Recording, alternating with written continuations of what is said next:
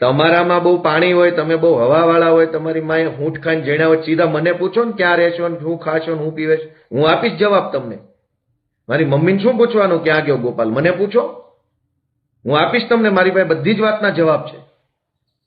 તમારા કાંઈ એસપી ફેસપી થી કે આઈપીએસ બાઈપીએસ થી ફાટી પડતા નથી. જે કાંઈ બે પાંચ દલ્લાઓ હશે એનાથી કોઈ દુનિયા ડરતી હશે. ગોપાલભાઈ ઇટાલિયા ડરતા નથી. પણ ભાઈ સંઘવી, તું સાંભળી લેજે, તું ગમે એવો મોટો 30 માર ખા હોય ને તો હું મારી માનું ધાવણ ધાવીને જન્મેલો. હું જોઉં છું તને તું મને કેવી રીતે બીવડાવે છો.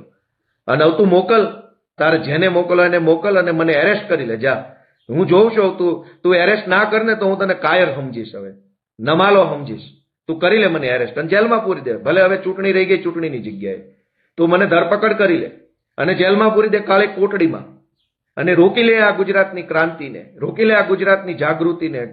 કરોડો લોકો જે ઊભા થયા છે, હિંમત થઈ છે, એને તું રોકી લે ભાઈ, અને મને પૂરી દે તું તમ તારે જેલમાં.